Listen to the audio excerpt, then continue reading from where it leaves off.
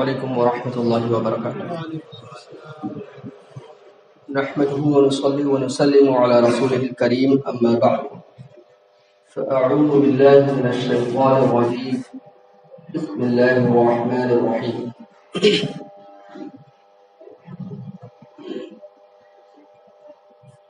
الف لام میم ذلك الكتاب لا ريب فيه هدى للمتقين. صدق اللہ العظیم وصدق رسوله النبی الامین المتین الکریم ونحن على ذلك لمن الشاہدین والشاکرین والحمد للہ رب العالمین. درود پاک پڑھیں اللہ محمد صلی اللہ علیہ وسلم. نحن عباد محمد صلی اللہ علیہ وسلم.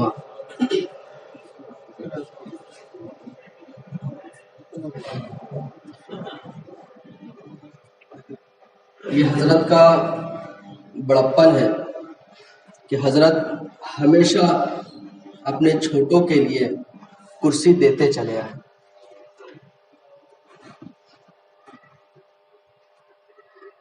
مزید کچھ کہنے کی ضرورت نہیں، آپ لوگ ہم سے زیادہ کہہ سکیں گے.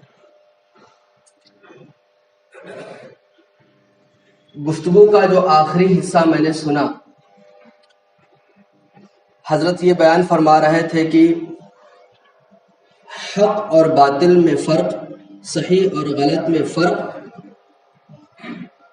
کیسے کرے اور ہم یہ کیسے جانیں کہ کون حق پر ہے، اور اس کی ذمہ داری علماء حق، علماء ربانیین پر جاتی ہے. اسی ضمن میں میں نے یہ آیت مبارکہ تلاوت کی. یہ بہت مشہور آیت مبارکہ ہے، الف لام میم ذالک الکتاب لا ریب فیہ. یہ وہ محتم بالشان کتاب ہے جس میں شک کی کوئی گنجائش نہیں. ہدایت ہے متقیوں کے لیے. یعنی جیسے قرآن مجید تو ہر ایک کے لیے ہدایت ہے، ھدی للناس، لیکن قرآن سے فائدہ اٹھا پانا یہ متقین کے ساتھ خاص ہے. قرآن سے فائدہ ہونا.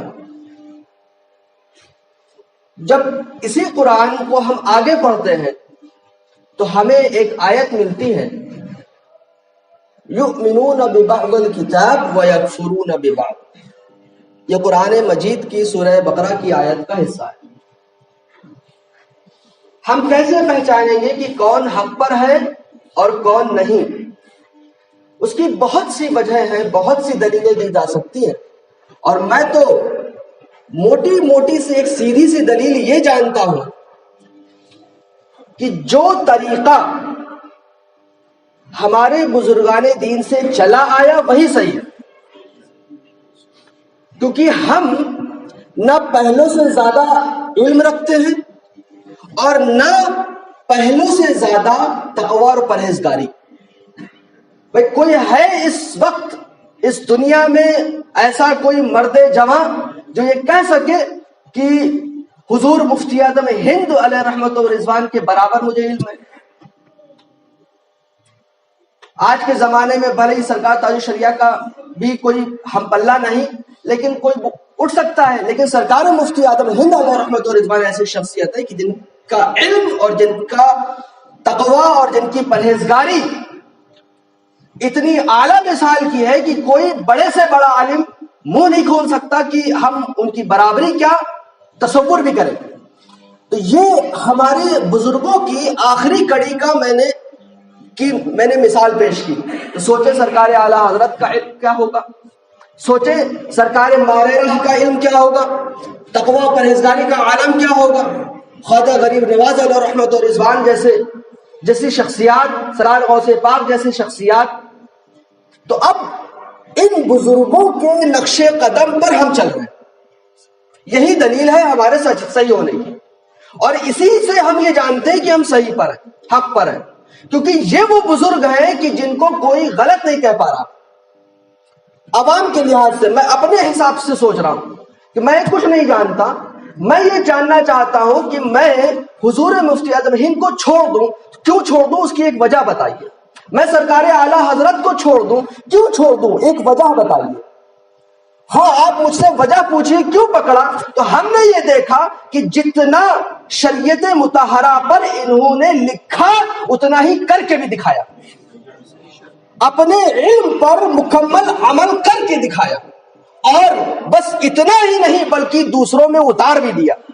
آپ دیکھیں کہ سرکار اعلیٰ حضرت نے اگر علم بانٹا تو صدر الشریعہ جیسی شخصیات ہیں، حجت الاسلام جیسی شخصیات ہیں، حضور مفتی اعظم ہند جیسے لوگ ہیں، حضور محدث اعظم ہند جیسی شخصیات ہیں. تو یہ سرکار اعلیٰ حضرت نے علم بانٹا تو یہ شخصیات ہیں. سرکار مفتی اعظم ہند نے علم بانٹا تو آپ دیکھیں سرکار تاج الشریعہ جیسی آج شخصیات موجود ہیں. نہ جانے کتنے خلفاء اور کتنے شاگرد سرکار مفتی اعظم ہند علیہ رحمت و رضوان کے موجود ہیں جو اپنے علم سے عمل سے دنیا کو روشن کر رہے ہیں. تو یہ ہمارے لیے دلیل ہے اور ہمارے لیے اتنا کافی ہے. اور میں نے بارہا کہا کہ عوام کو یہ حق نہیں پہنچتا. دیکھیے ایک چیز میں بتا دوں، یہ ذہن میں رکھیں، ہم ہیں مقلد. مقلد کس کی تقلید کرتے ہیں؟ امام اعظم ابو حنیفہ کی. امام اعظم ابو حنیفہ رضی اللہ تعالی عنہ، حضرت نعمان بن ثابت، ان کی پیروی کرتے ہیں، ان کی تقلید کرتے ہیں. ہم ان کے مقلد ہیں. 4 امام ہیں، چاروں میں سب سے بڑے امام اعظم ابو حنیفہ. مقلد کسے کہتے ہیں؟ مقلد اسے کہتے ہیں جو اپنے امام کی پیروی کرے بغیر دلیل کے. امام سے دلیل نہیں مانگی جاتی ہے، امام سے دلیل نہیں مانگی جاتی. آپ نے کبھی امام صاحب سے کہا کہ آپ نے 4 رکعت کیوں پڑھا دی زور میں؟ کیوں؟ کیونکہ آپ جانتے ہیں کہ یہ وہ کر رہے ہیں جو امام سے آیا ہے، جو سنت سے ثابت ہے. تو دلیل نہیں مانگی جاتی، امام کا کر دینا ہی دلیل ہوتا ہے. امام نے لکھ دیا یا کر دیا یا کہہ دیا تو وہی دلیل ہے. امام سے دلیل نہیں مانگی جاتی. ہم مقلد ہیں، ہم دلیل نہیں مانگتے. ہم صرف اتنا دیکھتے ہیں کہ ہمارے امام سے یہ بات آئی کہ نہیں آئی. اور حضرت امام اعظم رضی اللہ عنہ کی پیدائش کب ہوئی؟ سن 80 ہجری میں. وفات کب ہوئی؟ 150 ہجری میں. اب 150 ہجری تک آج 1422 ہجری ہے. اس بیچ میں کیا کوئی بدلاؤ ہوا؟ نہیں. سرکار امام اعظم رضی اللہ تعالی عنہ سے لے کر آج تک جو فقہ حنفی ہے، جو امام اعظم کے مسائل ہیں، چاہے عقیدے سے متعلق ہو، چاہے نماز روزہ حج و زکوٰۃ سے متعلق ہو، چاہے اخلاق سے متعلق ہو یا احادیث طیبہ ہو، جو کچھ بھی ہو، جو کچھ بھی نقل ہوتا چلا آ رہا ہے، اس میں کہیں بھی خرد برد نہیں ہوئی. اور اس کی دلیل کیا ہے؟ کہ امام اعظم سے اب تک کی مسائل میں کوئی خرد برد نہیں ہوا، کوئی غلط بات ڈالی نہیں گئی. اس کی دلیل کیا ہے؟ اس کی دلیل یہ ہے کہ پوری دنیا میں صرف ہندوستان پاکستان نہیں، پوری دنیا میں امام اعظم اور امام اعظم کے ذریعے جو مسائل پہنچے اس پر اختلاف کرنے والا ایک بندہ بھی نہیں ہے. مطلب یہ کہنے والا کہ یہ غلط ہے، یہ امام اعظم کا قول نہیں ہے، ایسا کوئی نہیں ہے. تو ہم یہ دیکھتے ہیں کہ امام اعظم کے شاگرد امام محمد، امام ابو یوسف، انہوں نے کچھ کتابیں لکھی، اپنا علم دوسروں تک پہنچایا. یوں چلتے چلتے چلا آیا. آپ نے 2-4 کتابوں کا نام سنا ہوگا. جیسے آپ نے سنا ہوگا فتاوی عالمگیری. اب فتاوی عالمگیری جو ہے وہ حضرت عالمگیر اورنگزیب علیہ رحمت و رضوان نے 500 علماء کی کمیٹی بنا کر کے لکھوائی تھی. تو ظاہر سی بات ہے کہ 500 علماء ہیں، حضرت اورنگزیب علیہ رحمت و رضوان ہے. جب ہمیں یہ معلوم ہو گیا کہ یہ کتاب وہاں سے آئی ہے اور کسی نے اس پر یہ نہیں کہا اس کتاب پر کہ یہ غلط ہے یا اس میں فلاں مسئلہ غلط ہے، اور سب یہ مان رہے ہیں کہ ہاں 500 علماء کی کمیٹی نے اسے لکھا ہے، تو بات فائنل ہو گئی کہ اب بھائی اس کتاب کو ہم آنکھ بند کر کے مان سکتے ہیں، کیونکہ کوئی اس کے خلاف نہیں جا رہا اس کتاب کے خلاف. تو پوری دنیا کا اس بات پر اتفاق ہو جانا کہ فتاوی عالمگیری معتبر ہے، یہ دلیل ہے کہ اس کتاب سے جو بھی مسئلے بیان کیے جائیں گے اسے مانا جائے گا. تو اسی طریقے سے فتاوی شامی ہے، در مختار ہے، رد المحتار ہے، کنز الحقائق ہے، کنز الدقائق ہے، تبیین الحقائق ہے، بہت ساری کتابیں ہیں. تو اب وہ کتابیں، یہ جو جتنی بھی کتابیں لکھی جا رہی ہیں، یہ سب کی سب امام اعظم سے نقل ہوتی چلی آ رہی ہے. ٹھیک، یہ اہم چیز ہے کہ اب دیکھیں کہ ہمارے بزرگوں سے جو ہمیں کتابیں پہنچتی چلی آ رہی ہیں اسی سے ہم ساری چیزیں لیتے ہیں. اب آپ یہ بات یاد رکھیے کہ امام اعظم سے جو بھی مسائل نقل ہوتے چلے آ رہے ہیں ان سے ہٹ کر کے کوئی بھی مسئلہ اہل سنت و جماعت میں نہیں بتایا جاتا. ان سے ہٹ کر کے کوئی مسئلہ نہیں بتایا جاتا. اب اگر ہمارے بزرگوں نے کوئی چیز لکھ دی ہے تو ہم اسے مانیں گے. اب ایک طرف وہ لوگ ہیں جو کہتے ہیں کہ نہیں ہم خود ہی سمجھ لیں گے قرآن و حدیث، اور ایک طرف وہ لوگ ہیں جو یہ کہتے ہیں ہمیں ہمارے بزرگوں سے جو پہنچے گا، اولیاء اکرام علماء اکرام سے جو پہنچے گا ہم اسے مانیں گے. تو یہ انسان کے اوپر ہے کہ اسے کیا لینا. لیکن میں نے جو آیت مبارکہ پڑھی اس کے تناظر میں دیکھیے ذرا، جتنے بھی بد مذہب فرقے ہیں جتنے بھی، ان میں اور مسلک اعلی حضرت اہل سنت و جماعت ان کے مسائل میں ایک بڑا فرق آپ کو یہ ملے گا کہ مسائل میں جو لکھا گیا وہ جس کا تس لکھا جاتا ہے. سرکار اعلی حضرت ہو یا، کیونکہ سرکار اعلی حضرت بریلی شریف سے ہے اور بریلی شریف سے ہونے کی وجہ سے ہمیں بھی بریلوی کہا جاتا ہے، اس لیے خصوصیت کے ساتھ میں ذکر کر رہا ہوں کہ سرکار اعلی حضرت اور جتنے بھی علماء اکرام ہیں وہ جب اپنی طرف سے کوئی بات کہتے تو وہ لکھ دیتے وہیں پر کہ یہ میں کہہ رہا ہوں، اور اگر کسی بزرگ کی بات ہوتی تو وہ یہ لکھتے ہیں کہ وہ فلاں کہہ رہے ہیں. یہ ہماری کتابوں کا انداز ہوتا ہے. جو بھی کتابیں لکھی جاتی ہیں اس میں یہ بات کس نے کہی یہ بھی لکھا جاتا ہے، اور اگر ہم کچھ لکھنا چاہیں تو ہم کیا لکھتے ہیں کہ میں کہہ رہا ہوں، تو وہ لکھا جاتا ہے. تو یہ بریلوی مسلک اعلی حضرت کا، اہل سنت و جماعت کا یہ شیوا رہا، یہ عادت رہی کہ جو عبارت جیسی ہے ویسی کی ویسی ہی رہی، کبھی بدلی نہیں.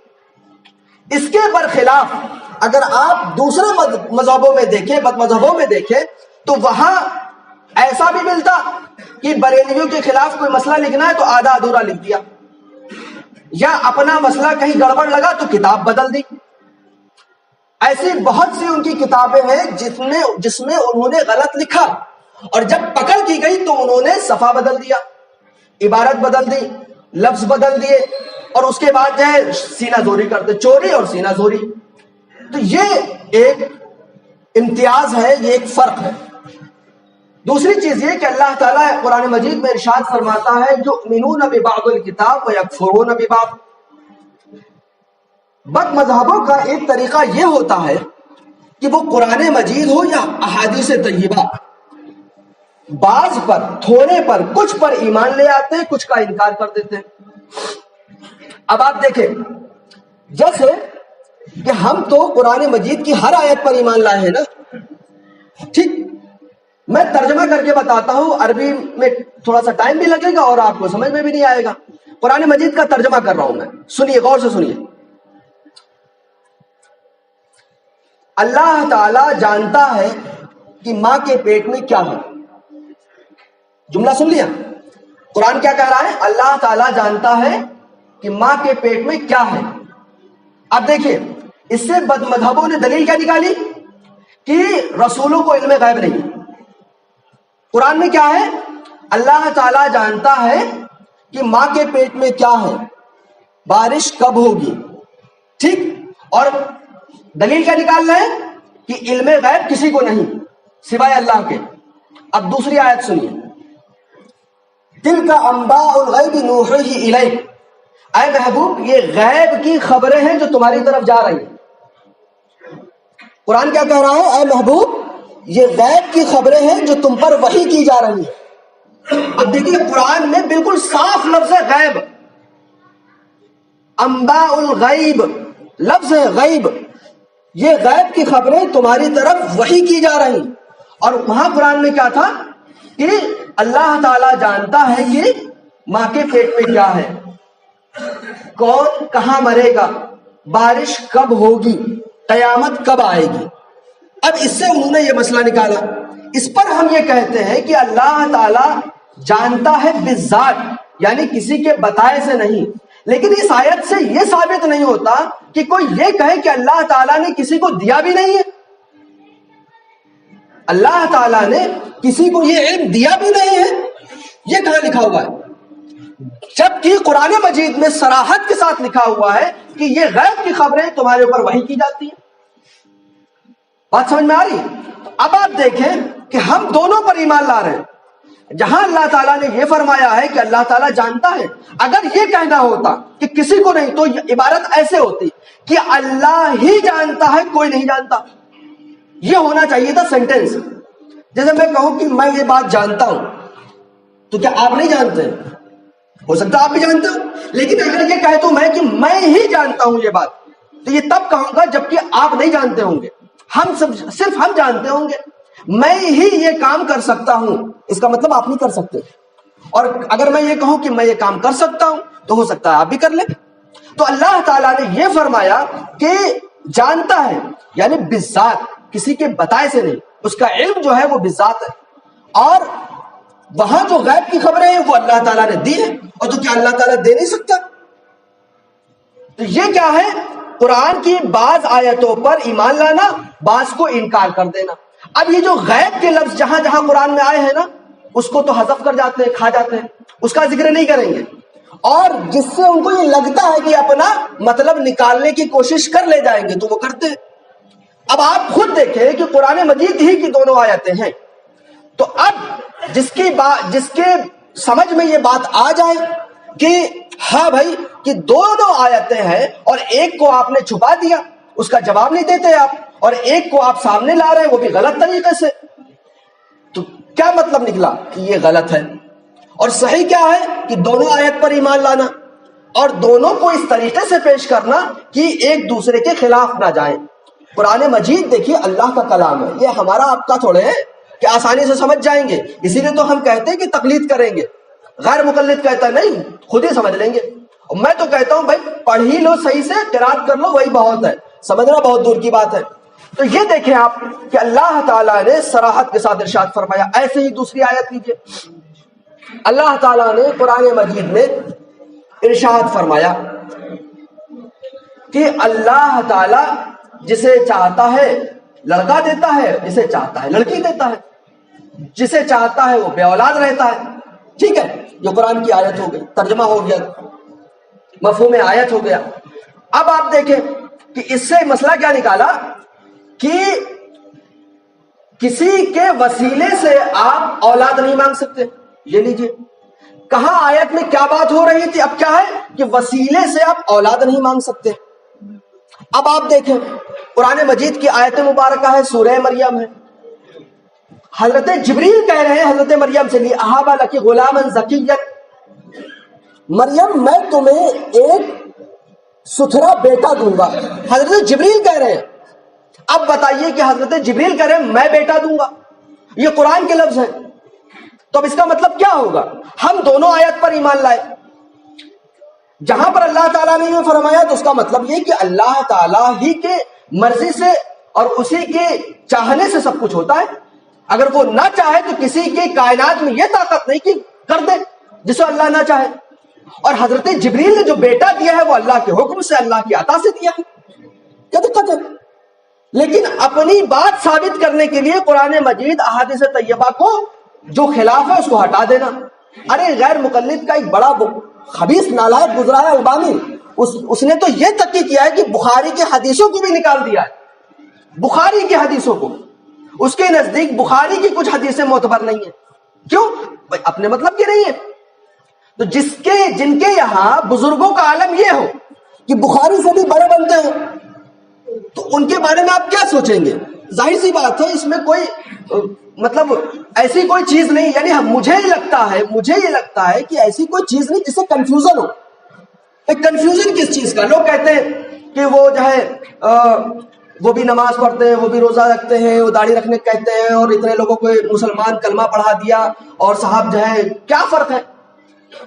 مجھے یہ بات سمجھ میں نہیں آتی کہ لوگوں کو کنفیوژن کیسے. ہمیں کبھی اپنے دنیاوی معاملات میں کنفیوژن نہیں ہوتا، وہاں ہم ہر چیز ٹھوک پیٹ کر کے لیتے ہیں. اگر معمولی سا آدمی کپڑا خریدتا ہے تو چھانٹتا بینتا ہے. کوئی بھی کپڑا اٹھا لائیں گے, جائیں گے آپ بازار میں اٹھا لائیں گے. کرتے ہیں ایسا؟ نہیں کرتے. ایک کپڑا, ایک جوتا آپ کو خریدنا ہو تو اس میں جو ہے آپ دسیوں طرح کی جو ہے خوبیاں دیکھتے ہیں.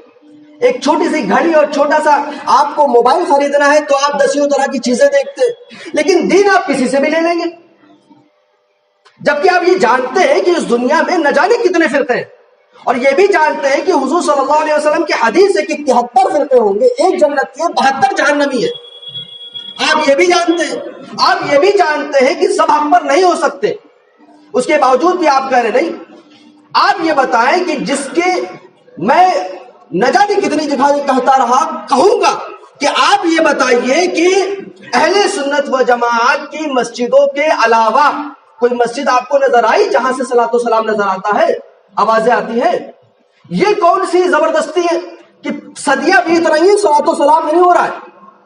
نہ مسجد میں, نہ جلسے میں, نہ جلوس میں, نہ محفل میں, کہیں صلاۃ و سلام نہیں ہوتا. کیوں؟ صرف بریلویوں کی ضد میں, اور کچھ نہیں. مطلب آپ کو کبھی توفیق ہی نہیں ہو رہی ہے, اور یہ ہمارے لیے واضح دلیل ہے. الحمدللہ ہم اس جماعت سے ہیں جہاں دشمنی نہیں دیکھی جاتی, جہاں بس یہ ہے کہ ہاں شریعت مطہرہ کا اس پر عمل ہے. آپ دیکھیں فتویٰ عالمگیری کی بات چلی, اب ہوتا نا بعض کچھ چیز پر ایمان لانا اور کچھ چیز کا انکار کر دینا. فتویٰ عالمگیری ہے, جتنے بھی بد مذہب ہے ان کو فتویٰ عالمگیری ان کے نزدیک معتبر ہے. ٹھیک, اب آپ دیکھیے حرکت, دیکھیے آپ سنی مسجدوں میں اس بات پر پابندی کی جاتی ہے, مسئلہ جیسا بیان کر رہا ہوں ویسا ہی سنیے گا, نہیں تو ریکارڈ کر لیجیے گا. امام اور مقتدی اگر مسجد میں ہے, امام اور مقتدی اگر مسجد میں ہے اور پھر اقامت ہو, تکبیر ہے نا, تکبیر جو کہتے ہیں نماز کے لیے, تو سب بیٹھے رہیں گے اور حی علی الصلاۃ حی علی الفلاح پر کھڑے ہوں گے. اس پہ میں آپ کو دو حوالے دوں گا, ایک پہلے کا ایک بعد کا. تو فتاوی عالمگیری میں یہ ہے کہ کھڑے ہو کر انتظار کرنا مکروہ ہے. کیا ہے؟ مکروہ.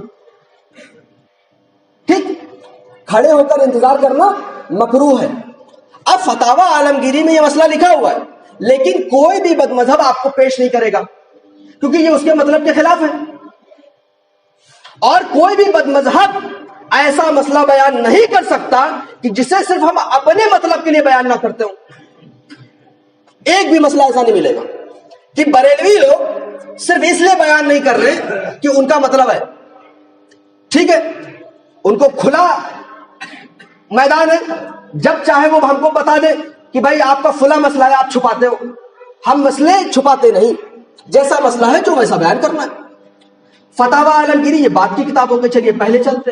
حضرت امام اعظم رضی اللہ عنہ کے شاگرد ہیں امام محمد, اور امام محمد کی لکھی ہوئی کتاب ہے موطا امام محمد. یہ حدیث کی کتاب ہے جو بخاری سے زیادہ معتبر ہے, یہ آپ سمجھ لیجیے سند کے اعتبار سے. ٹھیک ہے, بخاری کا جو اعتبار ہے وہ شہرت کے اعتبار سے ہے, اور امام محمد امام اعظم سے سیدھے لے رہے ہیں, اور امام اعظم صحابہ اکرام اور تابعین سے لے رہے ہیں. یہ سمجھ لیجیے. تو موطا امام محمد میں صراحت کے ساتھ, گول مول نہیں, صراحت کے ساتھ, بالکل وضاحت کے ساتھ لکھا ہوا ہے کہ اقامت جب ہو تو تب کھڑے ہو جب تکبیر کہنے والا حی علی الصلاۃ کہے. اب آپ دیکھیں اس پہلی صدی ہجری سے لے کر آج تک اس مسئلے پر عمل ہے, لیکن کچھ لوگوں کو یہ بخار چڑھا ہوا ہے, نہیں یہ نہیں کریں گے ہم, کیونکہ ان کے بڑے لکھ چکے ہیں. تو اب بڑوں نے جو لکھ دیا ان کے تو کر رہے, ٹھیک ہے, ان کے بڑوں نے لکھا وہ کر رہے ہیں. لیکن ہمارے بڑوں میں امام محمد ہیں, ہمارے بڑوں میں فتاوی عالمگیری کے وہ 500 علماء ہیں. یہ فرق ہے. ہمارے پاس جو بڑے لوگ ہیں وہ کون ہیں؟ امام اعظم, ان کے شاگرد. بات میں اگر لے ہمارے بڑوں میں کون ہے؟ فتاوی عالمگیری جس کو 500 علماء نے لکھا ہے, ہمارے بڑوں میں وہ ہے, ہم ان کی مانتے ہیں. لیکن میں آخری میں یہی بات کہوں گا کہ سارے اختلاف, سارے اعتراض سارے مسئلے صرف ایک بات سے حل ہو جائیں گے, صرف ایک بات سے, اور وہ یہ ہے کہ جتنے بھی بد مذہب ہیں وہ اپنے اصلی روپ میں رہیں, پھر دیکھتے ہیں. لیکن ہوتا کیا ہے کہ بد مذہبوں کا معاملہ یہ ہے کہ سنی میں گئے سنی بن گئے. آپ یہ بتائیے, آپ لوگ گواہ ہیں سب کے سب, کسی سنی عالم کو کسی بد مذہب سے چندہ لیتے ہوئے دیکھا آپ نے؟ اور ان کے یہاں کھلی فیلڈ ہے, چندہ سب سے ملے گا, نیاز سب کے یہاں, نذرانے سب سے. لیکن سنی حافظ قاری عالم آپ کو ایسا نہیں ملے گا کہ دیوبندیوں وہابیوں میں غیر مقلدوں میں چکڑالیوں میں شیعہ میں رافضی میں گھس جائے اور سلام ٹھوکتا پھرے چندے کے لیے. تو کیا ہے کہ فرق یہ ہے کہ اہل سنت و جماعت کا جو سب سے بڑی جو پہچان ہے, جو ترہ امتیاز ہے, وہ یہ ہے کہ وہ حق پر نہ صرف رہتے ہیں نہ صرف بولتے ہیں بلکہ اس پر استقامت ہے, ان کی مضبوطی سے کھڑے ہیں, وہ ٹس سے مس نہیں ہوتے. مسئلہ جیسا ہے جہاں ہے ویسا بیان ہوتا ہے, ویسا ہی عمل ہوتا ہے, اور غیروں میں یہ ہوتا ہے. اور ہم اسی لیے مجبور ہوتے ہیں, لوگ کہتے ہیں کہ جب دیکھو دیوبندی وہابی کرتے رہتے ہیں. ہم مجبور بس اس لیے ہیں کہ آپ ہمارے ہاں گھسپیٹ کرتے ہو, گھسپیٹ سے ہمیں نفرت ہے. اور گھسپیٹ سے کس ملک کو نفرت نہیں ہے, گھسپیٹ سے کس ملک کو نفرت نہیں ہے, کس کو نفرت نہیں ہونی چاہیے. آپ اپنے اصلی لباس میں رہو اور پھر بات ہو. اس لیے وہ علامہ مشتاق احمد نظامی فرماتے تھے کہ میں ان کے ہر سوال کا جواب دے سکتا ہوں لیکن ان کی مکاری کا جواب نہیں دے سکتا. الحمدللہ ہماری یہ پہچان ہے کہ ہم اہل سنت جماعت سے جو لوگ ہیں مضبوطی سے قائم ہیں, وہاں مکاری نہیں ملے گی. سچویشن بدل لی, کسی نے کہہ دیا, مان لیجیے کوئی دیوبندی سیٹ مل گیا, تو بتاؤ تم کیا کہتے ہو فاتحہ درود کے بارے میں, تو گول مول بات کر دیں. ایسا کچھ نہیں ہوتا, جو مسئلہ ہے ویسا رہے گا. اب دیوبندی کو قاری صاحب قبلہ فرما رہے تھے, آپ لوگوں سے کئی مرتبہ قاری صاحب نے آپ کی توجہ دلائی ہے کہ جو ہے یہ مزارات پر جو وقت میں گھسے بیٹھے نہ جانے کتنے دیوبندی ہیں, اور کیا ہے, نہیں عرس حرام ہے اور پیسہ حلال ہے. سمجھ رہے آپ, مزار کا مجاور بننا یہ حلال ہے, یہ حرام ہے, اور جو ہے بلکہ مجاور بھی بن گئے, پیسہ حلال ہے. لیکن ہاں عرس منانا, مزار پہ جانا, فاتحہ پڑھنا یہ حرام ہے, یہ بدعت ہے. مجاور بن جائیں گے, وقت میں گھس جائیں گے, پیسہ لوٹیں گے, اس میں نہ جانے کیا کیا دن فن کریں گے, وہ سب کیا. اب آپ خود دیکھیے. اور اہل سنت جماعت آپ دیکھیں, جو لوگ مزارات پر جا رہے ہیں, اپنی جن کی عورتیں جا رہی ہیں, جہاں ڈھول تاشے ہو رہے, وہ بھی تو سنی کی کیٹیگری میں کچھ لوگ آتے ہیں. لیکن کیا صرف سنیوں کی وجہ سے ہمارے علماء نے مسئلہ بدل دیا؟ نہیں, جو غلط ہے وہ غلط ہے. یہاں عوام یا کسی کے عمل کو دیکھ کر مسئلے بدلے نہیں جاتے, یہی خاصیت ہے. اور اسی لیے بریلوی جھگڑالو کہا جاتا ہے. تو جھگڑالو کون کہہ رہا ہے؟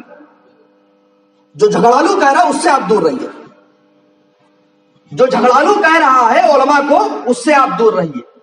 یہ آپ کی ذمہ داری ہے. آپ اور ہم دونوں پر ہمارے علماء نے یہ پابندی لگائی ہے کہ ہم نہ بد مذہبوں کی مجلس میں بیٹھیں گے, نہ بد مذہبوں کو سنیں گے, نہ بد مذہبوں کی کتابیں پڑھیں گے, نہ ان کی تقریریں سنیں گے, اور ان سے اپنے آپ کو اور اپنے گھر والوں کو بالکل دور رکھیں گے. جب آپ ان کے پاس جاتے, چاہے جانا ہو کسی مسجد یا کہیں, یا پھر آپ یوٹیوب پر فیس بک پر کسی کو سنیں, دونوں باتیں کی. جب آپ جاتے ہیں ان کے پاس, ان کو سنتے ہیں, تب آپ کے ذہن میں اپنے ایمان کے خلاف الٹی سیدھی باتیں آتی ہیں کہ ہاں یار یہ تو بات صحیح کہہ رہا ہے. اور یہ آپ کا جانا آپ کے لیے خطرناک ہے.